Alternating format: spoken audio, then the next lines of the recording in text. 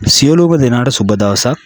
UNS Go Sport මගින් අද ඔයාලට මම ගෙන එන්නේ ඉතා සුළු මුදලක් ආයෝජනය කරලා කැෆේ එකක් ආරම්භ කරන්නේ කොහොමද කියන එක ගැන අද අපි කතා කරමු. හරි. එහෙනම් අපි උදාහරණයක් විදිහට ජූස් බාර් එකක් ගමු. අපි මුලින්ම කුඩා මුදලක් ඉන්වෙස්ට් කරලා අපි ෂොප් එකක් තෝරගන්න ඕන.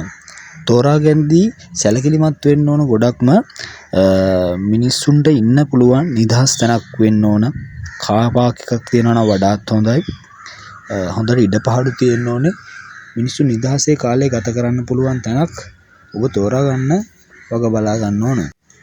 ගොඩක් හොඳයි මේ තෝරගන්න පුළුවන් නම් මේ උපකාරක පන්ති පැවැත්වෙන ස්ථානයක් ඔයාලට තෝරගන්න පුළුවන් නම් ඔයාලගේ ව්‍යාපාරයට ගොඩක් හොඳයි.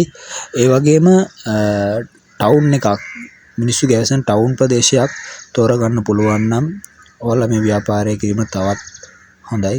තව පාසල් ලවුන් ගැවසෙන ප්‍රදේශයක්. ඒ කියන්නේ පාසලක් ආසන්නේ ඔබට මේක ආරම්භ කරන්න පුළුවන් නම් හොඳ ව්‍යාපාරික අවස්ථාවක් ඔබට ලබා ගන්න පුළුවන්.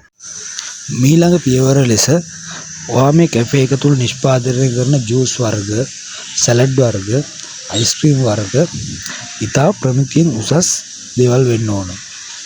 ඒ ගුණාත්මක භාවය හේතුවෙන් ඔයාගේ ව්‍යාපාරයේ දියුණුව රඳා පවතිනවා. ඒ නිසා එන කස්ටමර්ලට පිරිසිදු ලෙස, ප්‍රණීත ලෙස ඒ ආහාර නිෂ්පාදනය කරලා ලස්සන ආකාරයට අපි ලබා දෙන්න ඕන.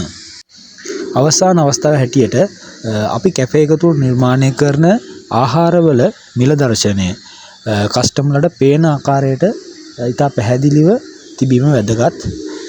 තවද ලීෆ්ලට් එකක් විදිහට කස්ටමර්ලගේ අතට ඒක යන්න පුළුවන් නම් ඔයාගේ ව්‍යාපාරික අවස්ථාව ඉතා සාර්ථක ව්‍යාපාරික අවස්ථාවක් ලෙස කරගෙන යාමට හැකියාව තියෙනවා ඔයාලට. එහෙනම් අවසාන වශයෙන් අපිට පුළුවන් ලක්ෂයකට ආසන්න මුදලක ලාභයක් අපිට මේ ව්‍යාපාරය ලබා ගන්න පුළුවන්.